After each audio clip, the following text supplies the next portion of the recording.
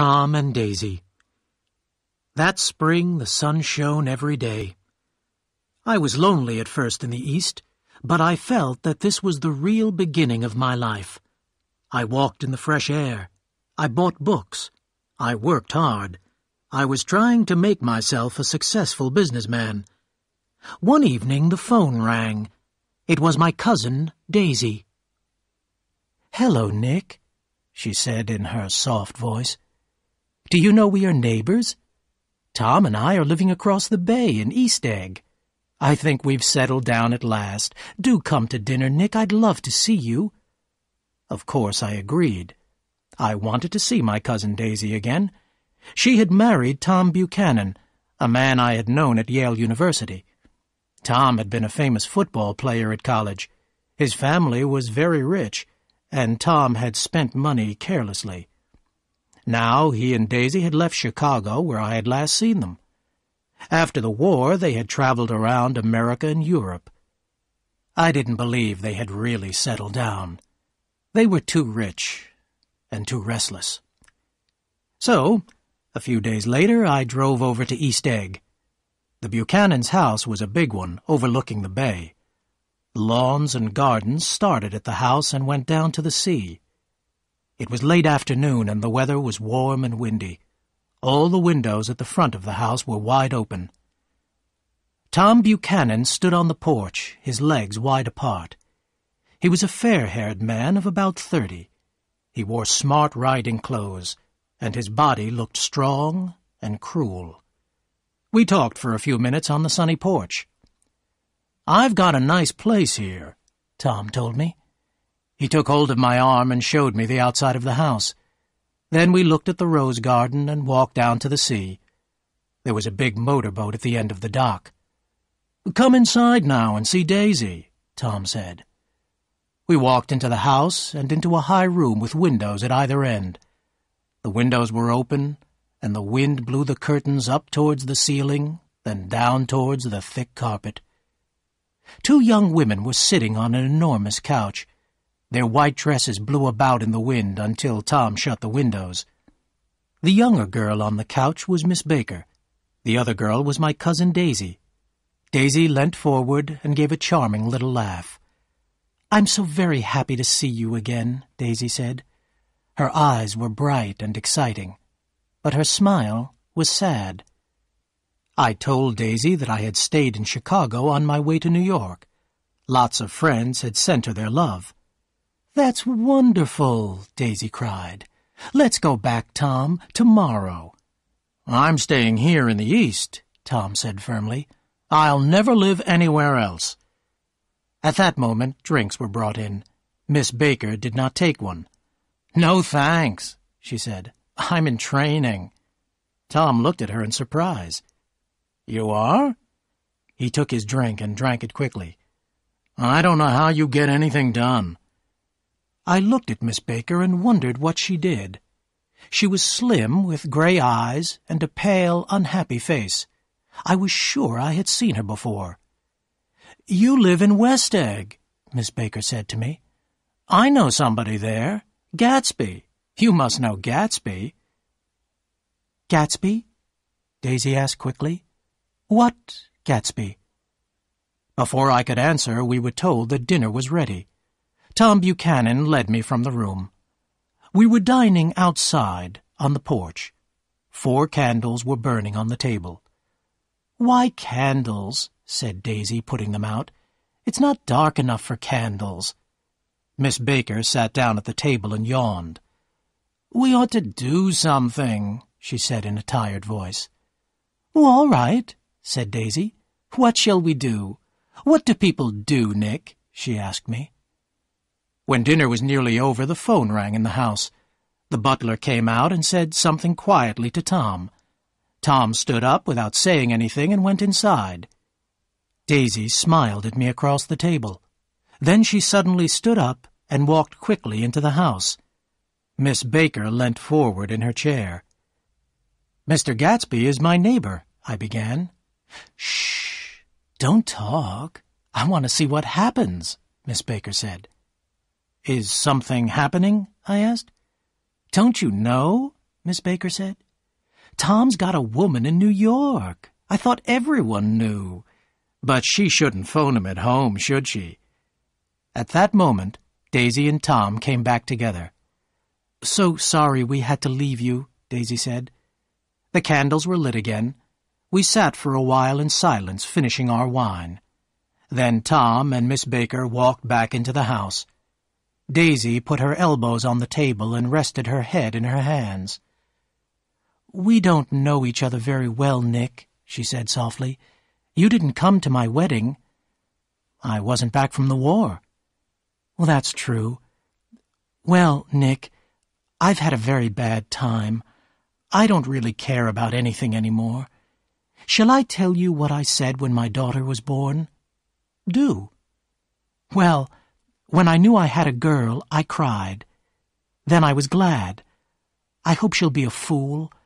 That's the best thing for a girl to be, a beautiful little fool. I think life's terrible, Nick. I've been everywhere and done everything, and I hate it all." When Daisy was speaking, I believed her. I felt sorry for her, too. Then I saw an unpleasant little smile on her lovely face, and I knew she had not been telling the truth. Inside the house, Tom and Miss Baker were sitting on the long couch. She was reading aloud from a magazine, and the light shone on her golden hair. As Daisy and I came in, Miss Baker threw down the magazine and stood up. "It's 10 o'clock, she said. "Time for me to be in bed." "Jordan's playing in the big golf match tomorrow," Daisy explained. "Oh, you're Jordan Baker," I said. I had seen her picture in the newspapers. I had heard a story about her, too, how she had behaved badly in a golf match. "Good night, Mr. Carroway," Jordan said softly. "I'll see you again sometime." "Of course you will," said Daisy. "I think I'll arrange your marriage. I'll always invite you together, and—" "Good night," Miss Baker called from the stairs. "I haven't heard a word." "She's a nice girl," said Tom after a moment, "but she shouldn't travel round the country alone." "But Nick's going to look after her now, aren't you, Nick?" said Daisy. "Jordan's from my hometown, Nick. We grew up together." Tom looked hard at Daisy. "Have you been telling Nick secrets?" he asked.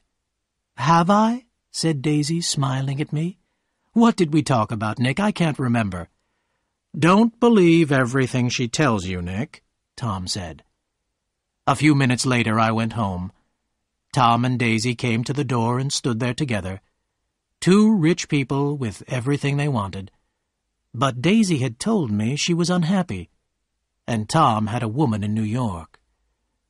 When I got back to West Egg, I sat for a while outside my house.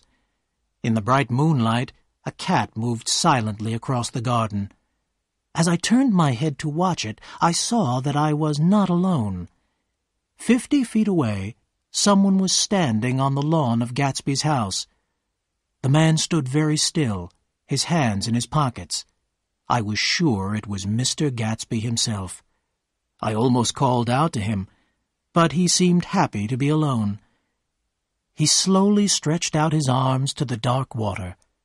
I looked out to sea, too. There was one green light, very small and far away. When I looked back to Gatsby again, he had gone. I was alone now, in the dark night.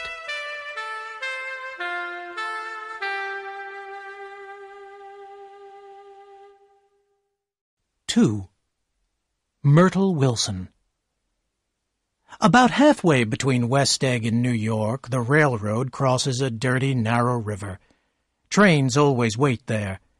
It was because of this that I met Tom Buchanan's mistress for the first time. One Sunday afternoon, Tom and I were going up to New York by train. I could see that Tom had been drinking. When we got to the river, the train stopped as usual. A dusty road ran by the side of the railroad. It was an ugly place. Suddenly, Tom stood up and took my arm. "Come on," he said. "I want you to meet my girl. Jump down." and he pulled me off the train onto the dusty road. I followed Tom to the only building in sight. There were 3 shops in the building, and one was a garage. The sign said, "Repairs, George B. Wilson. Cars bought and sold." Tom and I went into the garage. There was one dusty old car in the corner. As I was looking around in surprise, a thin man came out of the office. "Hello, Wilson, old man," Tom shouted. "How's business?" "Not bad," said Wilson unhappily. "When are you going to sell me that car?" "Next week. My driver's working on it now." "He works slow, doesn't he?" said Wilson. "No, he doesn't. And if you feel like that, I can sell it to someone else," Tom said angrily. "Well, I don't mean that," said Wilson. His voice stopped. I heard footsteps on the stairs. Then a woman was standing in the doorway. She was in her middle 30s. She was not beautiful, but her face and body were full of life. She smiled slowly and walked past her husband. She shook hands with Tom and looked into his eyes. "Why don't you get some chairs, George, so everyone can sit down?" she said. "All right," said George Wilson hurriedly, and he went towards the little office. "I want to see you," Tom said quickly to the woman. "Get on the next train. I'll meet you in New York." "All right." She moved away. George Wilson came out with 2 dusty chairs, but Tom had already turned to go.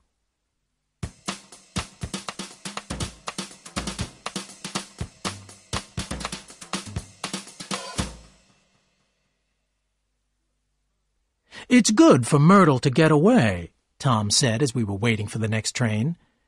"Doesn't her husband care?" "Wilson? He thinks she goes to New York to meet her sister. He's a fool."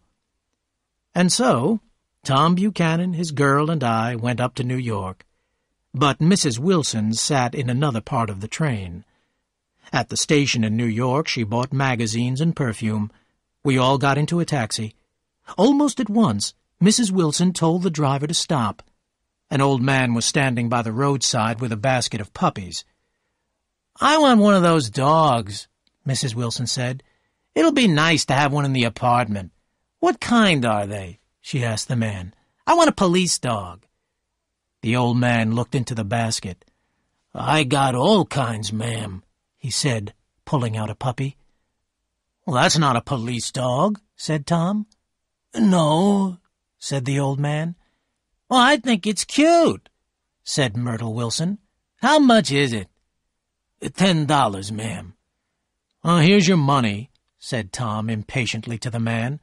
"You can get 10 more dogs with it." We drove over to Fifth Avenue, and I tried to leave them there.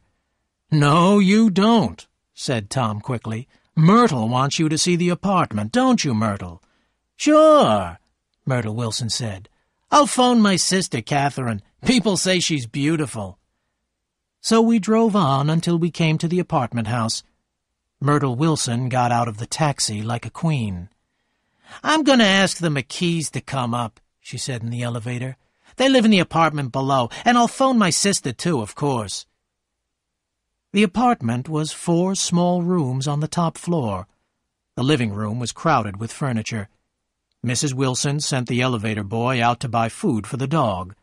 Tom took a bottle of whiskey from a locked cupboard. I have been drunk only twice in my life. The second time was that afternoon. I remember Myrtle Wilson sitting on Tom's knee. After a time, I went out to buy some cigarettes. When I came back, the living room was empty. So I sat there smoking and reading the magazines. Just as Tom and Myrtle came out of the other room, the sister, Catherine, arrived. She was about 30, thin and red-haired, with a white face. Then the McKees came up from the apartment below. Myrtle Wilson had changed her dress. It was very tight and looked expensive. Her laughter and the way she moved had changed, too. She spoke and walked like a rich, fashionable woman. "I like your dress," said Mrs. McKee. "This old dress? I've had it for years," Myrtle laughed. "Have something to drink," Tom said to the McKees. "Get some more ice, Myrtle, before everyone goes to sleep." "I told the boy about the ice," Myrtle said angrily. "These people, you have to tell them all the time." Myrtle's sister, Catherine, sat down beside me on the couch. "Do you live on Long Island, too?" she asked me. "I live at West Egg." "Really?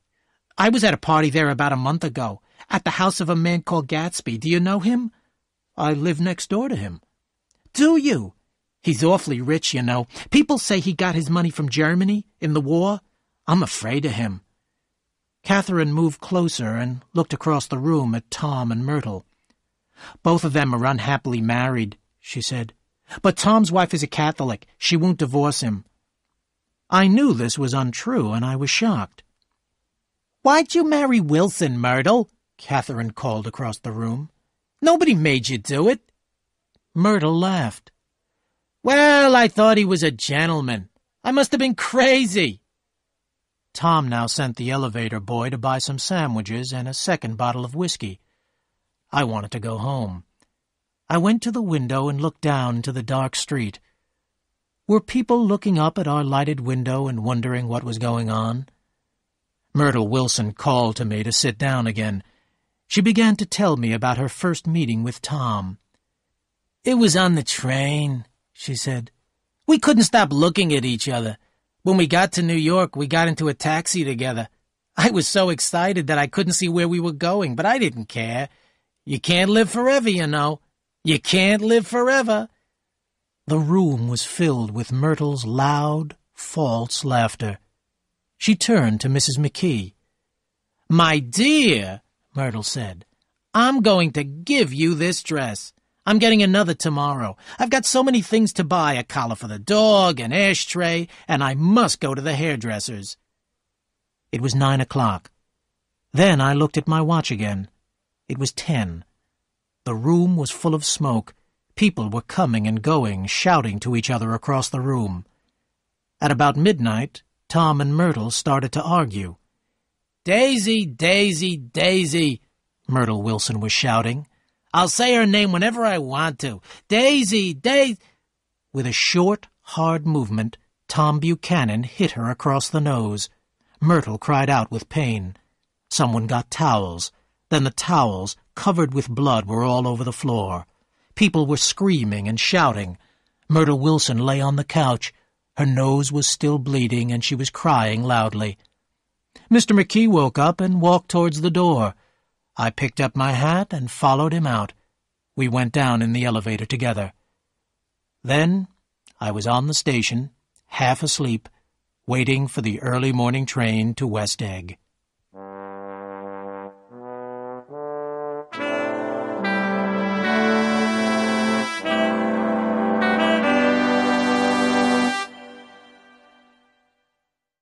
Three. I Meet Gatsby. My neighbor, Mr. Gatsby, gave parties all through the summer. Nearly every night his house and gardens were full of music. Men and women walked among the beautiful flowers, laughing, talking, and drinking champagne. In the afternoons, Gatsby's guests swam in the sea or sat on his beach. His motorboat roared across the bay. Every weekend, Gatsby's cars carried his guests to and from the city. Colored lights hung from the trees in Gatsby's gardens. Food was brought from New York, rich, beautiful food, and it was put on long tables under the trees. There was every kind of drink. At 7 o'clock, the band started to play. Cars from New York were parked outside Gatsby's house. Soon, everyone was a little drunk and talking to people they had never met before. As it became dark, the lights grew brighter. The music and laughter were louder now. More and more people arrived. A girl began to sing with the band. The party had started.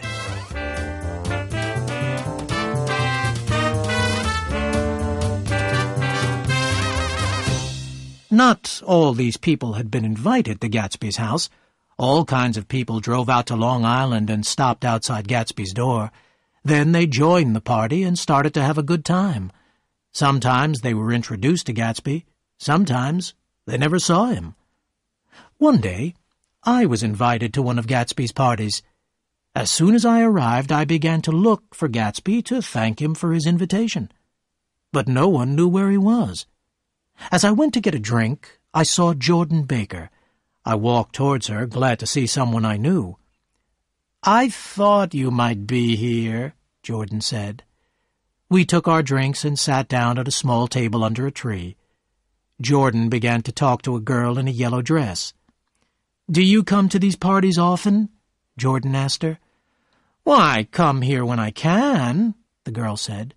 "No one cares what I do, so I always have a good time. Last time I was here, I tore my dress.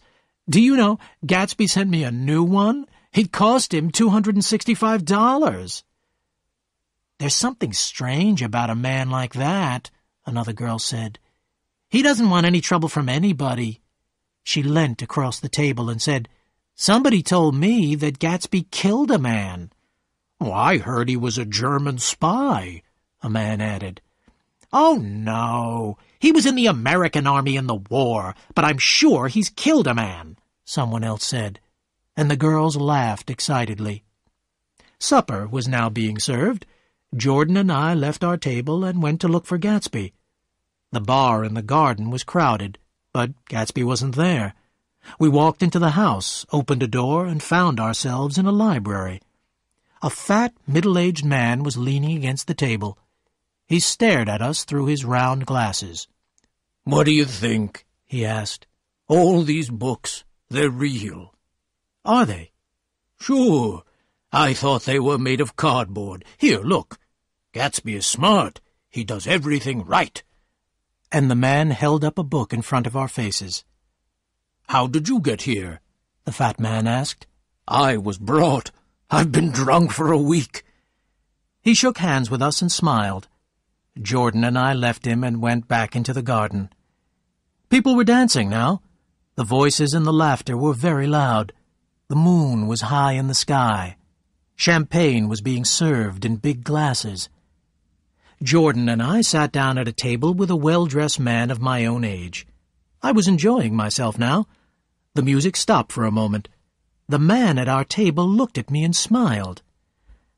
"I think I know your face," the man said. "Weren't you in France during the war?" "Well, yes, I was." "Me too," he said. We talked about the war for a few minutes. Then the man told me that he had a new motorboat. "Want to go out with me in the morning, old sport?" he asked. "Sure, what time?" "Oh, let's say 9 o'clock. I looked around the garden and smiled. "This is an unusual party," I told the man. "I haven't seen my host yet. Gatsby sent me an invitation this morning. I ought to thank him." The man stared at me in surprise. "Well, I'm Gatsby," he said. "I thought you knew, old sport. I'm not a very good host, am I?" Gatsby smiled. He had a pleasant smile. His smile made me feel important. I looked at Gatsby with interest. He was a tough-looking young man, but he had beautiful clothes and beautiful manners. At that moment the butler hurried up to our table. Gatsby stood up and bowed to each of us. "Chicago's on the phone. You must excuse me," he said politely. "Please ask for anything you want, old sport. I will see you again later."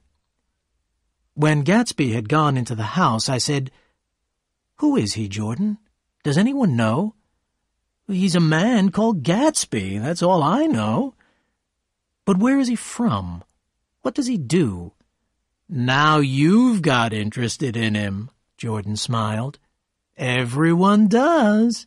He told me once he was educated at Oxford, England, but I don't believe it." "Why not?" "I don't know, but who cares? He's got good manners and he gives big parties. I like big parties." There was a crash on the drums and the band leader spoke. "A new jazz tune for Mr. Gatsby," he cried. The band began to play. I looked up and saw Gatsby standing alone on the white steps in front of his house. His face was tanned, and his hair was cut short. Gatsby stood there, very straight, his hands in his pockets. I wondered why people seemed a little afraid of him. When the jazz tune ended, every girl kissed the nearest man and fell into his arms, half drunk. But there was no girl in Gatsby's arms. He stood there on the steps alone. The butler came back to our table. "Miss Baker," he said, "Mr. Gatsby would like to speak to you." "To me?" Jordan got up slowly and walked into the house. It was almost 2 o'clock now. Someone was singing. I went into the house to listen. A tall woman was standing by the piano, very drunk. As she sang, she cried. Suddenly, she dropped her glass and fell back into a chair, fast asleep. It was time to go home.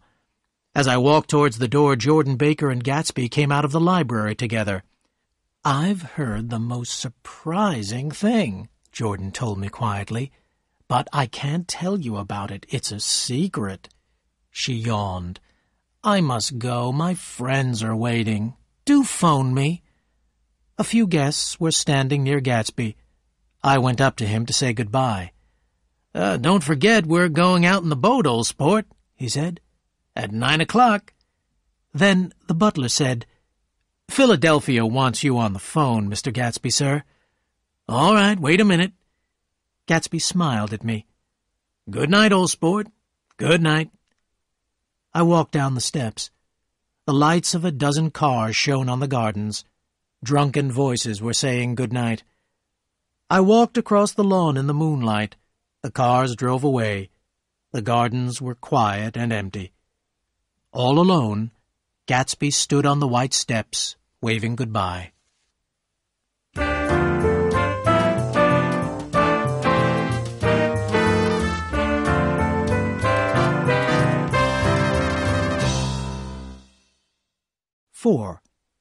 I have lunch with Gatsby. I worked hard that summer. I met a lot of business people and began to understand my job. I enjoyed living in the East. I liked New York and its crowds of people. I didn't see Jordan Baker for a while. Then, about midsummer, we met again. Was I in love with Jordan? I don't think so, but I enjoyed being with her. Gatsby went on giving parties, and Jordan and I went to some of them. All the most fashionable people went to Gatsby's parties. They came to Gatsby's house, drank his wine, and told each other crazy stories about him. He's a bootlegger, a crook, a gambler. He's killed a man.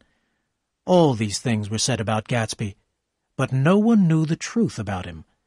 And while he went on giving parties, no one cared. One morning, late in July, Gatsby's car stopped outside my door. It was the first time Gatsby had called on me. "Good morning, old sport," he said. "You're having lunch with me today. We can drive up to New York together." Gatsby got out of his beautiful yellow car and stood beside it proudly. "It's pretty, isn't it, old sport?" he said. "Have you seen it before?" Of course I'd seen it. Everyone in West Egg knew Gatsby's car. Yellow and silver, it shone in the morning sun. We made ourselves comfortable on the green leather seats and set off for New York. I hadn't talked much to Gatsby before. I was interested in him, but I knew very little about him. As he drove along, Gatsby didn't say anything at first, then suddenly he spoke. "Look here, old sport," he said. "What do you think of me?" Before I could answer, Gatsby went on. "You must have heard a lot of stories about me. Well, now you're going to hear the truth. I'm the son of rich people in the Middle West. They're all dead now. I grew up in America, but I was educated at Oxford. All my family went there." Gatsby looked at me for a moment. He was talking quickly, and I didn't believe a word he was saying. "What part of the Middle West are you from?" I asked. "San Francisco." "San Francisco? But that's not—" "My family died," Gatsby went on in a slow, sad voice. "After that, I lived all over Europe. I traveled, collected jewels, hunted animals. I was spending money to forget something very sad. I was so sure now that Gatsby was lying that I almost laughed. "Then the war came, old sport," Gatsby said. "I was glad. I tried to die, but I couldn't. I was a success. I won medals. Look, here's one of them." Gatsby took a medal out of his pocket. I looked at it in surprise. "Major J. Gatsby," I read, "for valor extraordinary." Then Gatsby took out a photograph. "I always carry this, too. Taken at Oxford." In the photograph, some young men were standing outside a college gate. I recognized Gatsby. Was he telling the truth, then? "I'm going to ask you a favor," Gatsby said, putting the photograph away. "That's why I've told you about myself. You'll hear more this afternoon." "This afternoon?" "Yes, when you have tea with Miss Baker. I've asked her to speak to you, about a certain matter." Gatsby drove faster. As we passed Wilson's garage, I saw Myrtle Wilson selling gas. We raced on towards the bridge. There was New York on the other side of the river. I felt excited, as I always did when I saw the city. Anything can happen in New York, I thought. Anything. I can even believe Gatsby's story. At noon, I left work to go to the restaurant where I was having lunch with Gatsby. He was already there, talking to a small, dark man with a large head. "Mr. Carroway," Gatsby said, "this is my friend, Mr. Meyer Wolfsheim." Gatsby led us to a table and ordered drinks. "This is a nice restaurant," said Mr. Wolfsheim, looking round. "But the place across the street is better." "What place is that?" I asked. "The old Metropole," Mr. Wolfsheim said sadly. "I remember the night they shot Rosie Rosenthal over there. Shot him 4 times and then drove away. Poor Rosie. He was a good friend of mine." The food arrived, and Mr. Wolfsheim began to eat greedily. All the time he was eating, he was watching everyone in the room. Gatsby suddenly looked at his watch. He stood up and hurried out. "He has the phone," said Mr. Wolfsheim. "He does a lot of business with Chicago. Gatsby's a fine fellow, isn't he? Good-looking and a perfect gentleman. He's an Oxford man, you know." "Oh, is he? Have you known Gatsby for long?" I asked. "Several years," Wolfsheim answered. "I met him after the war. He comes from a good family. He's a gentleman to everyone, especially women. He'd never look at another man's wife." When Gatsby came back to our table, Mr. Wolfsheim got to his feet and looked round the room. "I have enjoyed my lunch," he said, "but I've got to leave you 2 young men now," and he hurried away. "Wolfsheim's well known on Broadway," Gatsby told me. "Well, who is he, then? An actor?" "No, Meyer Wolfsheim's a gambler. He's clever, but he's done a lot of dangerous things." "Has he ever been in jail?" "Oh, they can't prove anything, old sport. He's too smart." It was time to go. As we stood up, I saw Tom Buchanan on the other side of the crowded room. When he saw me, Tom came over. "Where you been?" he asked me angrily. "Daisy wants to know why you haven't phoned." "This is Mr. Gatsby, Mr. Buchanan," I said. The 2 men shook hands without speaking. There was a strange look on Gatsby's face. "Well, how are you?" Tom asked me. "And why are you eating here?" "I've been having lunch with Mr. Gatsby." And I turned to speak to Gatsby, but he had gone.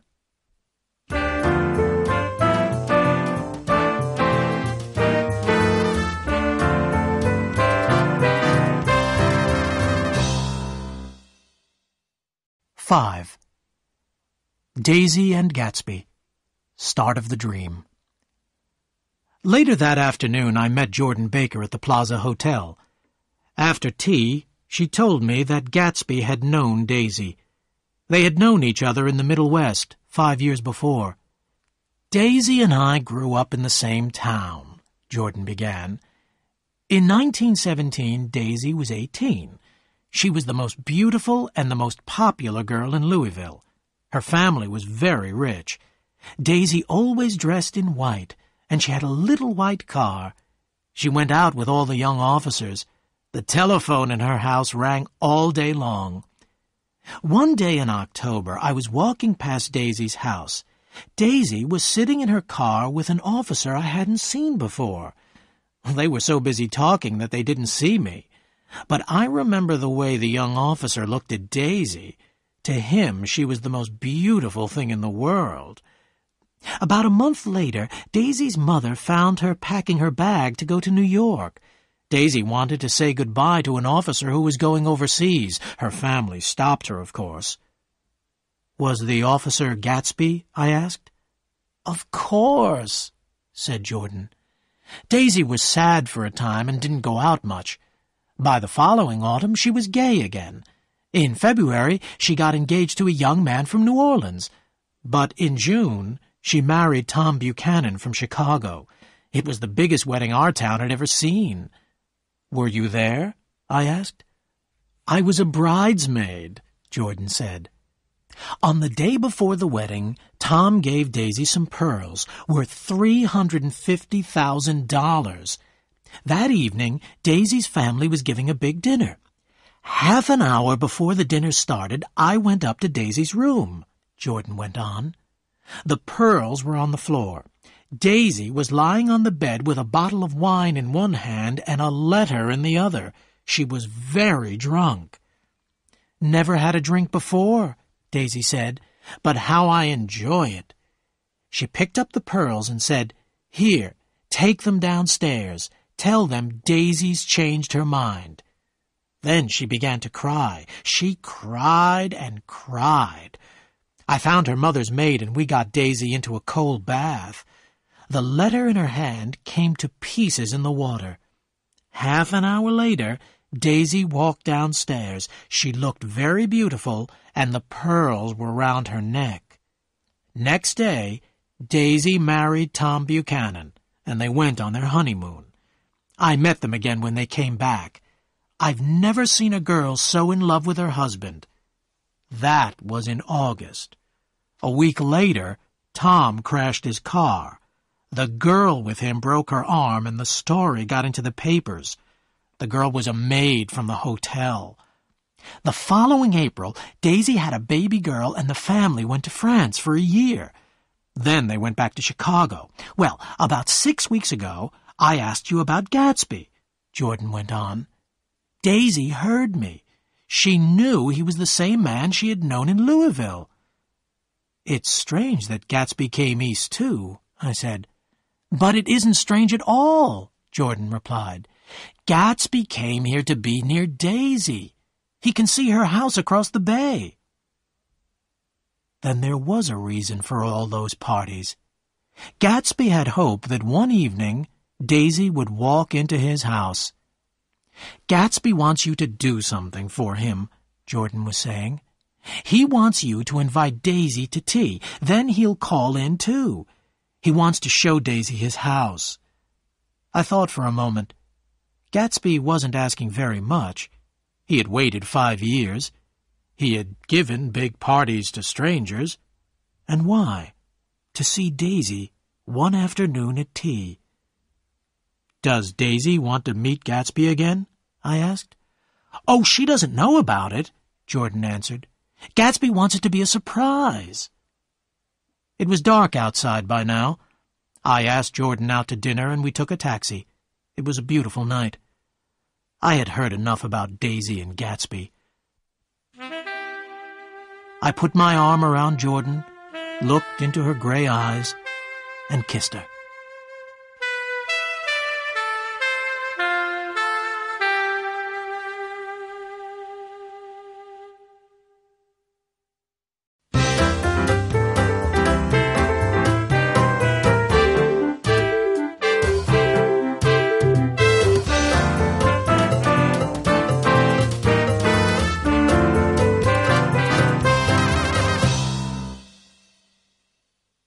Six. Daisy comes to tea. It was nearly 2 o'clock in the morning when I got home. For a moment I thought my house was on fire. Then I saw that all the lights were on in Gatsby's house, but everything was silent. There was no music and no happy laughter. As I stood there, Gatsby walked across the lawn towards me. "I thought it was a party," I said. "No, I'm all alone, old sport. Why not come for a drive in my car?" "It's too late." "Well, what about a swim? I haven't used the pool all summer." "I've got to go to bed," I said. "All right, old sport." But Gatsby did not move. I knew what he wanted to ask me. "I've had a talk with Miss Baker," I said. "I'll phone Daisy tomorrow. What day would be best?" "I don't want to put you to any trouble," Gatsby began quickly. "How about the day after tomorrow?" "Fine," Gatsby said. "I must get the grass cut, get a few flowers. We must have everything right, old sport."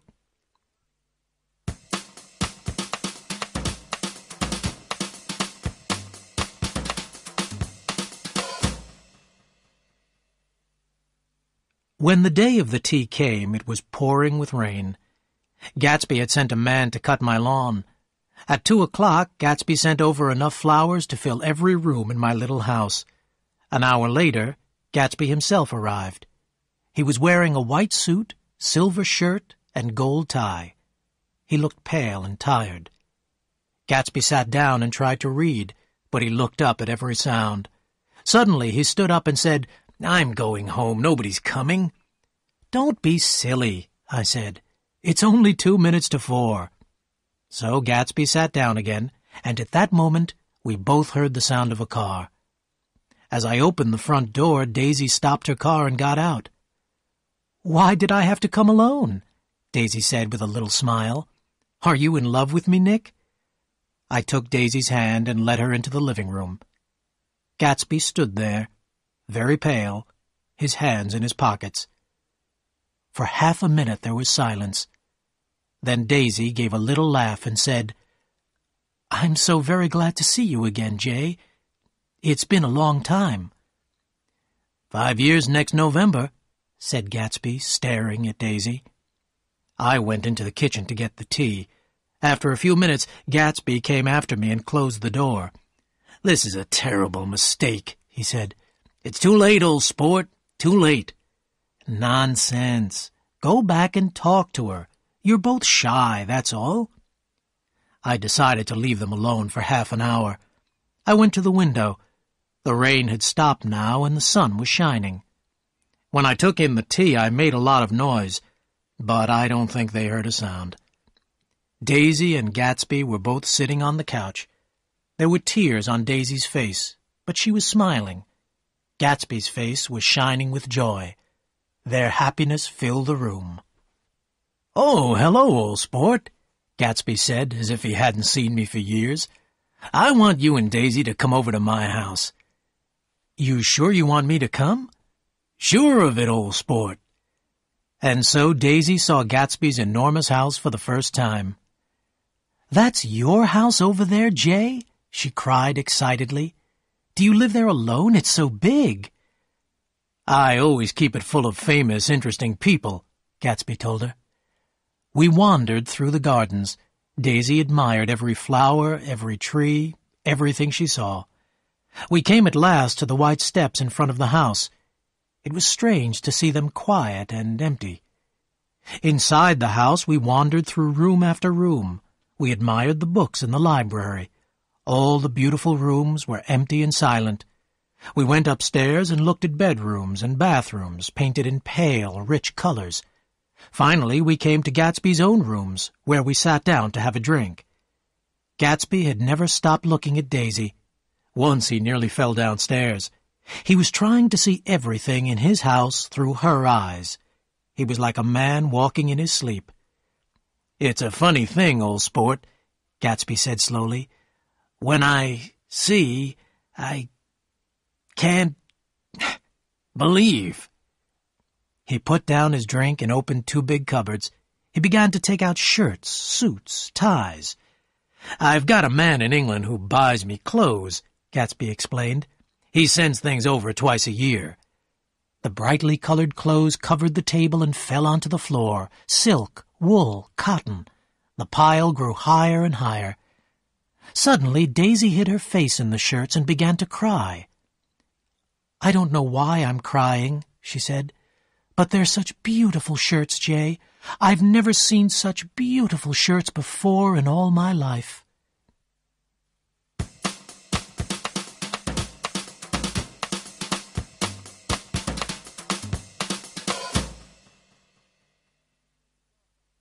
It was getting darker now, and the rain had started again. Daisy and Gatsby stood together, looking out of the window. I began to walk round the room in the half-darkness.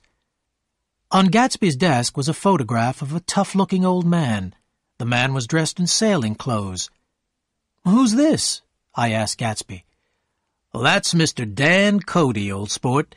He used to be my best friend years ago. He's dead now. Dan Cody had a big yacht, and we sailed around together for nearly 5 years. He was like a father to me." This was one of the few things that Gatsby told me about himself that was really true. But I did not know that then. I was going to ask Gatsby more about Mr. Cody, but Daisy suddenly cried out, "Come back here, Jay, quick!" In the west, pink and golden clouds had formed over the sea. "Look at that," Daisy said softly to Gatsby. "I'd like to put you in one of those clouds and push you around in it." I tried to go then, but they wouldn't let me. "I know what we'll do," Gatsby said. "We'll have Klingspringer play the piano." Gatsby found Klingspringer. He was a young man who lived in the house. In the music room, Gatsby turned on a lamp beside the piano. He lit Daisy's cigarette with a shaking hand. They sat down together on a couch, away from the light. Klingspringer sat down at the piano and began to play. "In the morning, in the evening, ain't we got fun?" he sang softly. When I went over to say goodbye to Gatsby, he had a look of surprise on his face. Gatsby had dreamed of Daisy for almost 5 years. Now his dream was beside him. He could not believe it. They had almost forgotten I was there. Daisy looked up as I spoke and held out her hand. Gatsby looked up too, but he didn't seem to know me. I went out of the room quietly, leaving them together.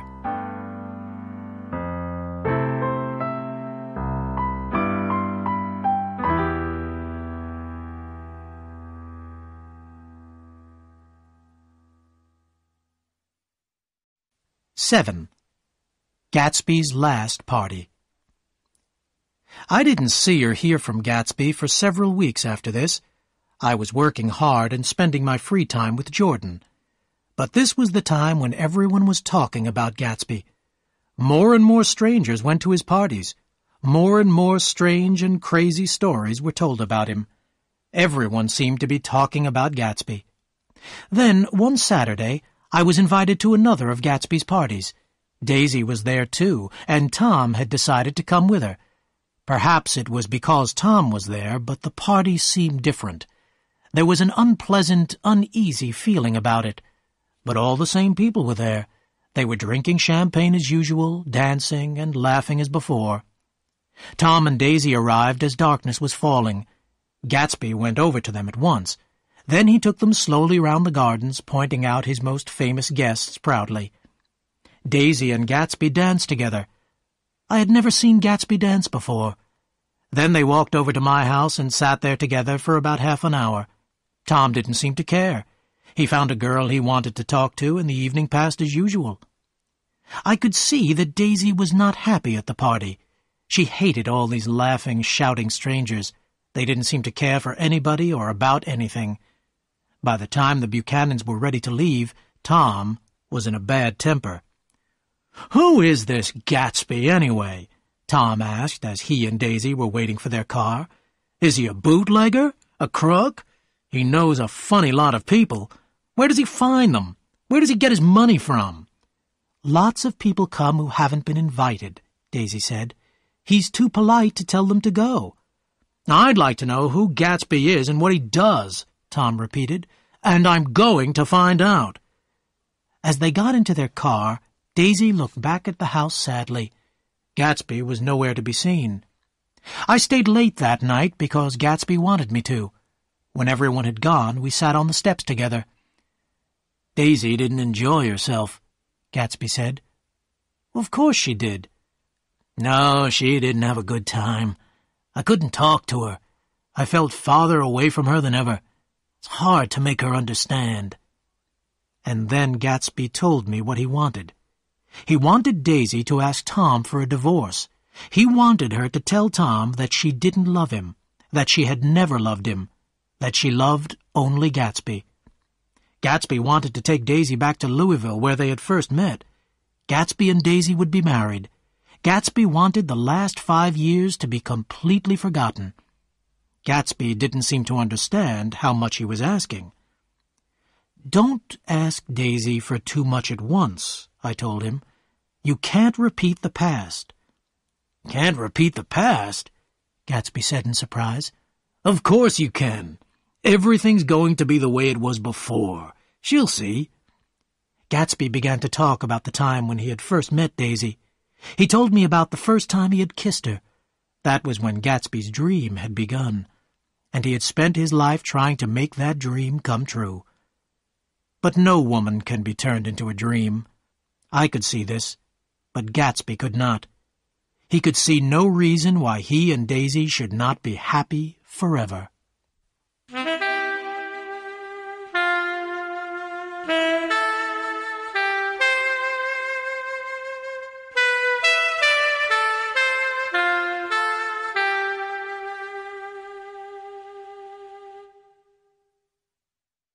(8) The hottest day of summer. It was when everyone was talking about Gatsby that his party suddenly came to an end. One Saturday there were no lights in Gatsby's house or in his garden. A few cars drove up to the house, but almost immediately drove away. I wondered what was the matter. I decided to go over and find out. A new servant opened the door. "Is Mr. Gatsby sick?" I asked. "No," he said rudely. "Well, tell him Mr. Carroway called." "Carroway? Okay." And he shut the door in my face. Next day, Gatsby phoned me. "Are you leaving?" I asked. "No, old sport, of course not. I've sent all my old servants away. Daisy comes over in the afternoons. I didn't want them to talk about her in the village. Some friends of Wolfsheim are looking after me now."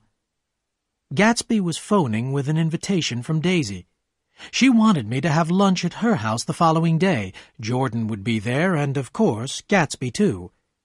Daisy phoned me half an hour later. She seemed glad that I had accepted the invitation, but her voice was nervous and excited. The next day was the hottest day of the summer. The smallest movement made you hot and tired. I drove over to the Buchanan's house with Gatsby in his big yellow car. Its green leather seats were too hot to touch. The room where Daisy and Jordan were sitting was dark and cool. The two girls, both dressed in white, raised their hands lazily. "It's too hot to move," they said together. Gatsby stood in the middle of the room in his elegant pink suit. He could not believe that he was in Daisy's own house. Daisy watched him and gave her sweet, exciting laugh. At that moment, Tom opened the door noisily and hurried into the room. "Ah, Mr. Gatsby. Hello, Nick," he said, holding out his hand to me. "Make us all a cold drink," Daisy cried. As Tom left the room again, Daisy went over to Gatsby and kissed him on the mouth. "You know I love you," she said softly. When Tom brought in the drinks, we all drank greedily. We had lunch in the darkened dining room and drank a lot of cold beer. "What are we going to do this afternoon?" asked Daisy. "And the day after that? And the next 30 years? Oh, it's so hot," Daisy went on, almost crying. "I know. Why don't we drive to New York?" She looked across the table into Gatsby's eyes. "Ah," Daisy cried in her soft, exciting voice, "you always look so cool." They looked at each other as though they were alone in the room. Suddenly, Tom Buchanan understood. His wife, Daisy was in love with Gatsby. Tom's mouth opened a little. He looked first at Gatsby and then at Daisy. Tom stood up. "All right, then," he said in a hard voice. "We're going to town. Let's go." The girls went upstairs to get ready. We went out onto the porch. "Shall we take anything with us to drink?" Daisy called down. "I'll get some whiskey," Tom answered. Gatsby turned to me and said, "I can't say anything to him in his house, old sport." "I think Daisy's voice told him everything," I said. "Well, she's always had everything she's wanted," Gatsby went on. "Daisy's voice is full of money," he added. That was it. Daisy's charm was the charm of the rich and spoilt. Tom came out of the house with the whiskey wrapped in a towel. Daisy and Jordan followed him, looking cool and charming in their white dresses. "Shall we all go in my car?" said Gatsby. "You take my car," Tom said in a loud voice to Gatsby. "Come on, Daisy. I'll take you in this yellow one," he added, walking towards Gatsby's car. But Daisy moved away from her husband. "No, Tom, you take Nick and Jordan. We'll follow you." And she pushed Gatsby towards the Buchanan's small blue car. Jordan, Tom, and I got into the front seat of Gatsby's car. "Did you see that?" Tom asked us angrily. "Where did Daisy find a man like that?" "He's an Oxford man," said Jordan. "Like hell he is. He wears a pink suit," Tom said angrily. "I'm beginning to find out the truth about Gatsby, and it's not very pleasant." We were all hot and bad-tempered by now. When Tom reached Wilson's garage, he had to stop for gas. Wilson came out slowly and stood in the hot sun. He looked very ill. "Well, come on," Tom shouted. "Have I got to get the gas myself?" "I'm sick," said Wilson. "I've got to get away. When can you sell me your old car?" "Next week," Tom said quickly. "What about buying this yellow one? I got it last week. Why are you going away?" "My wife and I are going west," Wilson said. "I'm getting her away from here. I've found out something." Tom stared at him. "Never mind about that. What do I owe you?" he said in a hard, cold voice. As Tom was giving Wilson the money, Gatsby and Daisy drove by in the blue car. At the same moment, I saw Myrtle Wilson looking down at Jordan from an upstairs window. There was a look of terrible jealousy on Myrtle Wilson's face. She thought Jordan was Tom's wife. Tom did not see Myrtle. He was thinking about what Wilson had said. In one afternoon, Tom seemed to be losing his wife and his mistress too. He drove on, much too fast, until he was beside the blue car. Gatsby stopped and Daisy called out, "Where are you going? It's so hot. We'll drive around and meet you later." But Tom wanted to stay near Daisy and Gatsby. After some argument, we all drove to the Plaza Hotel. We took a room there so that we could have a drink. It was a crazy idea. The room was large, but it was very hot.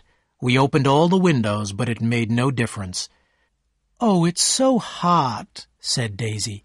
"Why did we come here?" "Stop talking about the heat. You make it worse," said Tom, putting the bottle of whiskey on the table. "Why not leave her alone, old sport?" said Gatsby. "You wanted to come, you know." "I don't like being called old sport," said Tom in a bad-tempered way. "Where did you learn to say that?" "If you're rude, Tom, I won't stay a minute," Daisy said. "Why don't you phone for some ice?" We sat in silence, waiting for the waiter to bring the ice. Then Tom looked at Gatsby and said, "By the way, Mr. Gatsby, you were at Oxford, weren't you?" "Yes, I went there." The waiter came in with the ice. When he had gone, Tom said, "When were you there, exactly?" "It was in 1919, Gatsby replied quietly. "I was only there for 5 months. American officers were able to go to an English university after the war." So that story was true. I was glad. Daisy got up with a smile. "Open the whiskey, Tom," she said, "and I'll make everyone a drink." "Wait a minute," said Tom. "I've one more question to ask Mr. Gatsby." "Go on," said Gatsby politely. "What kind of trouble are you trying to make between me and my wife?" "Stop it, please, Tom," said Daisy quickly. "Why should I?" Tom shouted. "Have I got to watch a nobody from nowhere make love to my wife and say nothing?" "Now, listen," said Gatsby. "I've got something to tell you, old sport." "Oh, please don't say anything," Daisy said. "Why don't we all go home? It's too hot to argue." "I want Mr. Gatsby to give me an answer to my question," Tom said loudly. "Your wife doesn't love you," said Gatsby. "She's never loved you. She loved me." "You're crazy," cried Tom, jumping to his feet. "It's the truth," said Gatsby. "We've loved each other for 5 years, old sport, and you didn't know." "I tell you, you're crazy," Tom shouted again. "Daisy loved me when she married me, and she loves me now. And I love Daisy, too. I always have. She knows that." Gatsby walked over to Daisy and stood beside her. "Tell him the truth. Tell him you never loved him," he said. Daisy looked at each one of us unhappily. "I never loved him," she said slowly. Then Daisy turned to Gatsby with a frightened, unhappy look in her eyes. "Oh, you want too much, Jay," she cried. "I love you now. Isn't that enough?" She began to cry. "I did love Tom once, but I loved you, too." "You loved me, too?" Gatsby repeated slowly. "I can't say I never loved Tom. It wouldn't be true," Daisy said sadly. "Of course it wouldn't," said Tom. "Now I'm taking you home, Daisy." "You don't understand," Gatsby said quickly. "Daisy's leaving you." "Nonsense." "Yes, I am," said Daisy, speaking with difficulty. "You're leaving me for a little crook?" Tom shouted. "He's a bootlegger. He's a friend of Meyer Wolfsheim. I've been hearing all about you, Mr. Gatsby. You and your friends ought to be in jail." I looked at Gatsby. His face was hard, with a terrible expression. I could believe then that he had killed a man.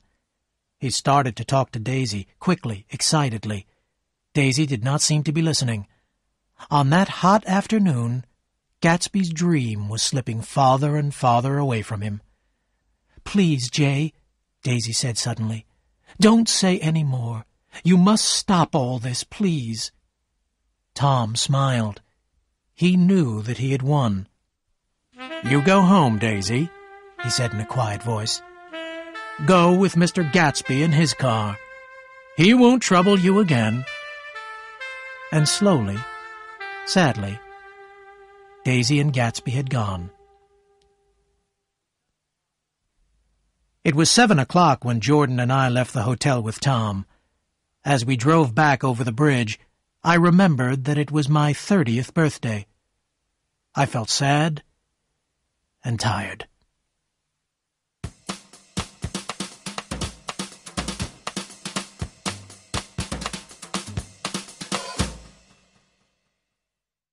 "9. Death in the Evening." We saw the quiet crowd of people outside Wilson's garage from some distance away. "Looks like an accident," Tom said. "Wilson will have some repair work at last." Tom slowed down. When he saw the looks on the people's faces, he stopped the car. Inside the garage, someone was crying, "Oh, my God! Oh, my God!" over and over again. "There's some bad trouble here," Tom said excitedly. We got out of the car, and Tom pushed through the crowd into the garage. Myrtle Wilson's body, wrapped in a blanket, lay on a table by the wall. Her mouth was open, and a little blood was coming from it. Tom stood there, looking down at her. "Oh, my God," repeated Wilson, his hands over his face. Tom looked round the garage slowly. He went up to a policeman who was writing in a notebook. "What happened?" Tom asked him. "Car hit her," the policeman said. "She ran out into the road and was killed at once. The car didn't stop." "The car was coming from New York," said someone in the crowd. "It was a big yellow car, going about 60. Wilson looked up and shouted out, "You don't have to tell me what color it was. I know it was a yellow cow, all right." "Listen," Tom said, going over to Wilson. "I've just got here. That yellow car I was driving this afternoon wasn't mine, do you hear?" Wilson took no notice. "Let's get out," Tom said to me, and we pushed our way back through the crowd. Tom drove on slowly at first, then faster. When I looked at him, I saw that he was crying. "That Gatsby, the goddamned coward!" Tom cried. "He killed Myrtle. He killed her, and he didn't stop his car." Later, I heard what had happened. Wilson had at last found out that Myrtle had a lover. She refused to tell Wilson the man's name, so Wilson had locked her in her bedroom for several hours. Just before 7, someone had heard Myrtle cry out, "Beat me, hit me, you dirty little coward." Then Myrtle had rushed out into the evening darkness. She had been shouting and waving her arms. Had she wanted the yellow car to stop? Myrtle Wilson was killed instantly, and her blood ran onto the dusty road.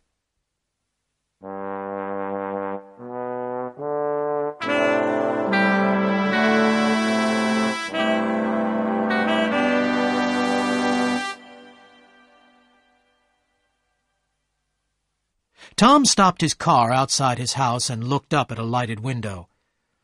"Daisy's home," he said. Then he looked at me and said, "I'm sorry, Nick. I should have taken you to West Egg. I'll phone for a taxi to take you home. Come in and have some supper." "No, thanks," I said. "I'll wait outside." Jordan put a hand on my arm. "Do come in. It's only 9:30, she said. I shook my head. I was feeling tired and sick. I had had enough of the Buchanans for one day. Jordan looked at me for a moment. Then she followed Tom quickly into the house. That was the last time I saw her. I walked slowly down the drive to wait for the taxi by the gate. Gatsby stepped out onto the path in front of me. His pink suit shone in the moonlight. "What are you doing here?" I asked in surprise. "Just standing here, old sport. Was she killed?" Gatsby asked slowly. "Yes." "I thought so. That's what I told Daisy." "I got back to West Egg and put the car in the garage," Gatsby went on. "I don't think anyone saw us." I stared at Gatsby, feeling that I hated him. "How the hell did it happen?" I asked angrily. "Well, I tried to turn the wheel," Gatsby began. I suddenly guessed the truth. Was Daisy driving? "Yes," said Gatsby after a moment. "But of course I'll say I was. Daisy was very upset when we left New York. I thought driving would calm her down. That woman rushed into the road just as a car was coming the other way. I think she wanted us to stop. Daisy turned towards the other car and then turned back. She was very frightened. I put my hand on the wheel, but the woman was already under the car. Daisy wouldn't stop," Gatsby explained. "Then she felt faint and I drove home. I'm waiting here now in case Tom makes any trouble." "Tom's not thinking about Daisy," I said. Then I thought for a moment. What would Tom do if he found out that Daisy had been driving?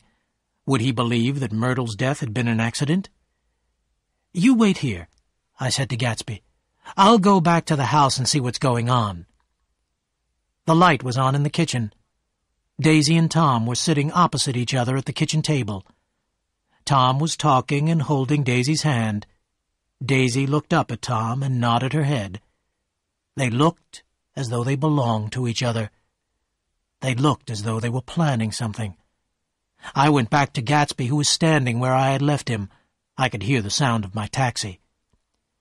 "It's all quiet," I said. "You'd better come home with me." Gatsby shook his head. I'll wait here till they go to bed. Daisy may need me. Good night, old sport.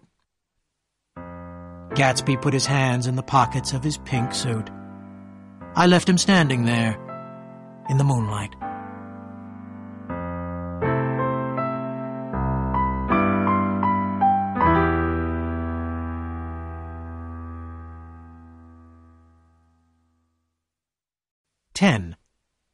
The End of a Dream. I slept badly that night. I had terrible, frightening dreams. Just before dawn, I heard a taxi driving up to Gatsby's house. I dressed and went over there at once. The front door was open. Gatsby was sitting in the hall, still wearing his pink suit. "Nothing happened," said Gatsby sadly. "At 4 o'clock she came to the window for a moment, then she turned out the light." We looked round the house for a cigarette. There was dust everywhere. We sat smoking in the darkness. "You ought to go away," I told Gatsby. "The police are sure to find out the yellow car is yours." "Go away? Of course I can't, old sport. I must find out what Daisy wants to do." Gatsby began to tell me about Daisy. He told me how he had first been excited by her beauty and by her money. Gatsby had been a young man without money, and he had no hope of getting any. One October night, he and Daisy had become lovers. Then he had fallen in love with Daisy.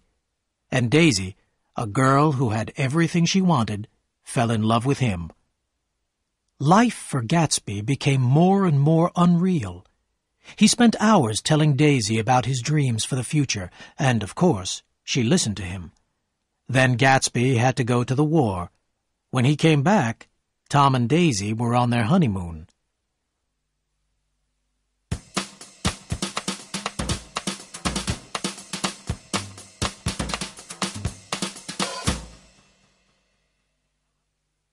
The house began to fill with the pale light of dawn.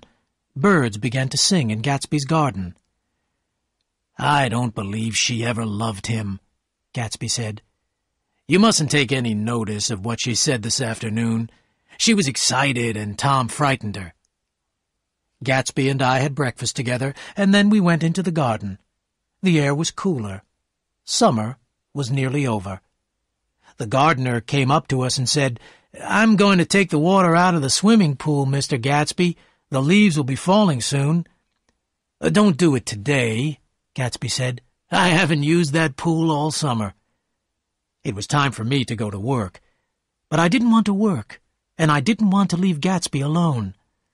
"I'll phone you," I told him. "Do, old sport. I suppose Daisy will phone too." "I suppose so." We shook hands, and I began to walk away. Then I stopped and shouted back across the lawn. "They're no good, Gatsby. You're better than all of them." It was the only compliment I ever paid Gatsby, but I've always been glad I said it. Gatsby gave me a big smile and raised his hand. His pink suit was bright against the white steps. "Goodbye," I called. "Thank you, Gatsby."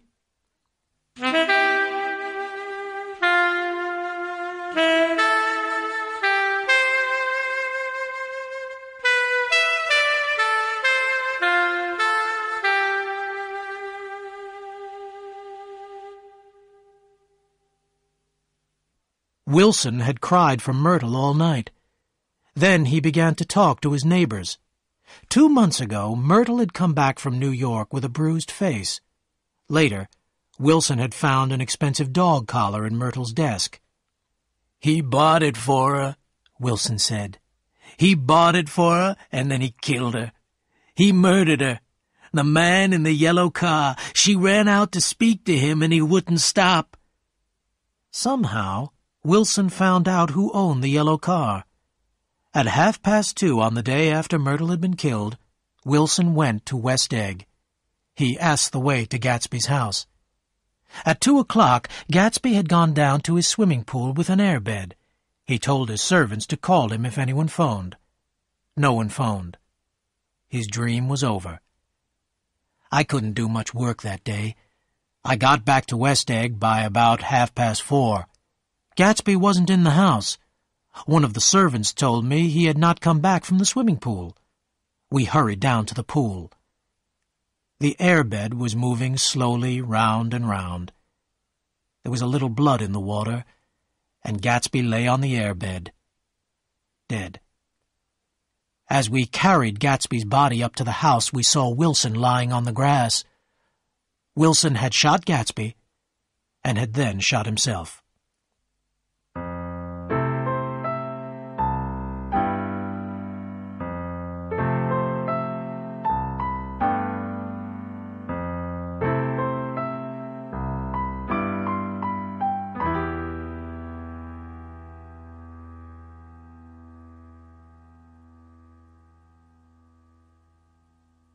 At the inquest, Myrtle's sisters swore that Myrtle had never known Gatsby. She said, too, that Wilson and his wife had been completely happy. So Wilson was called a man made mad with grief, and the case was closed.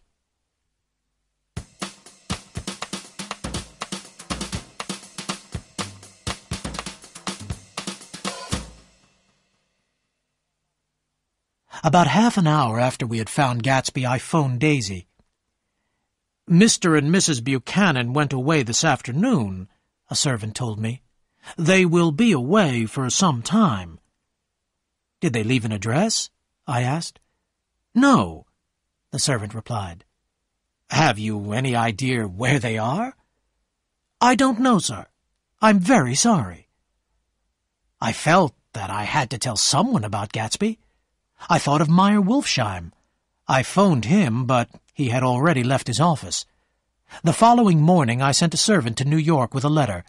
Wolfsheim sent back a very short answer. "Dear Mr. Carraway, this has been a great shock to me.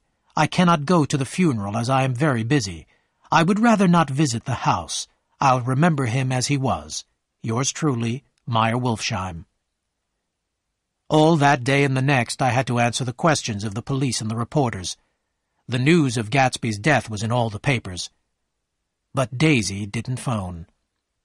Then a telegram arrived from Henry Gatz. He had read the news of his son's death in a Chicago newspaper. He was coming to the funeral. The truth was that Jay Gatsby had started life as James Gatz. He was the son of a poor farmer in the Middle West. He had left home when he was 16. For a year, James Gatz had lived near Lake Superior, working as a fisherman. Gatz had become a good-looking young man, popular with women. He had gone to college, but had only stayed there for 2 weeks. James Gatz was already ambitious. He was dreaming of success. One morning, Gatz saw Dan Cody's big white yacht near the shore. Gatz found a boat and sailed over to the yacht to ask for a job. Dan Cody asked a few questions. Gatz told Dan Cody that his name was Jay Gatsby. Cody saw that the young man with the pleasant smile was quick and ambitious. When the yacht sailed, Jay Gatsby went with it. Gatsby stayed with Cody for 5 years, until the old man died. Gatsby didn't get any of the old man's money, but Gatsby had learnt how the rich live. Gatsby now knew what he wanted.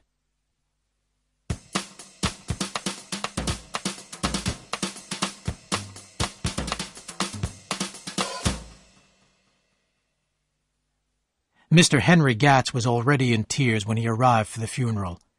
He was an old man, and was so upset that he could hardly stand. But when he had looked round the house, he became more cheerful. "Jimmy did well out here in the East," Mr. Gatz said. "This is where he made all his money. He was a good boy, and he had a great future. He could have done something really good for his country. I was proud of my boy, Mr. Carraway. This has been a terrible shock to me." On the day of the funeral, it rained and rained. At 3 o'clock, the minister arrived. Gatsby's father and I waited for the other mourners. After half an hour, the minister began to look at his watch. We waited a little longer, but nobody came. It was raining hard when we reached the cemetery. As we walked towards the grave, I heard someone following us. It was the fat man with glasses I had seen in Gatsby's library 3 months before. As we stood by the grave, I saw that Daisy hadn't sent a flower or a message. After the funeral, the fat man said, "I'm sorry, I couldn't get to the house." "That's all right," I said. "Nobody came to the house." The fat man stared. "My God," he said, "and hundreds of people used to go there. What friends!"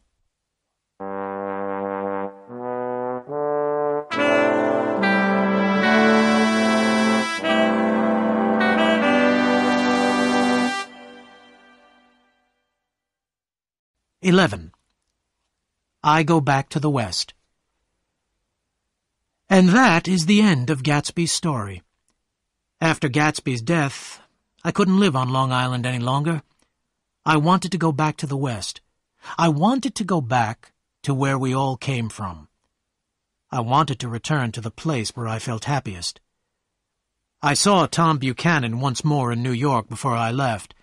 When he stopped and held out his hand, I put my hands behind my back. "What's the matter, Nick?" he asked. "Won't you shake hands with me?" "You know what I think of you," I answered. "What did you say to Wilson that afternoon?" Tom stared at me, and I knew I had guessed right. Tom took hold of my arm. "Listen," he said. "I told Wilson the truth. He came into our house with a gun. He would have killed one of us if I hadn't told him who owned the yellow car." "And why shouldn't I have told him?" Tom went on. "That Gatsby made a fool of you and of Daisy, too. But he was tough, and he killed Myrtle like a dog." There was nothing I could say. I knew the truth, but I could never tell it. Tom had done what he wanted to do. Got rid of Gatsby. Tom and Daisy were rich, careless people. They took what they wanted and destroyed what they didn't need. Then they went away, leaving others to clear up the mess.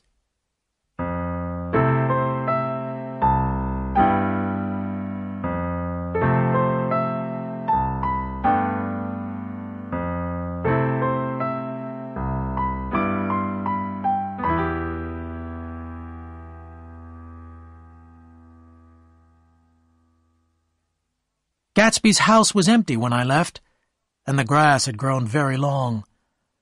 On my last night I stood in the garden, thinking about Gatsby and his dream. Gatsby had believed in his dream. He had followed it and nearly made it come true. Everybody has a dream, and, like Gatsby, we must all follow our dream wherever it takes us. Some unpleasant people became part of Gatsby's dream, but he cannot be blamed for that. Gatsby was a success in the end, wasn't he?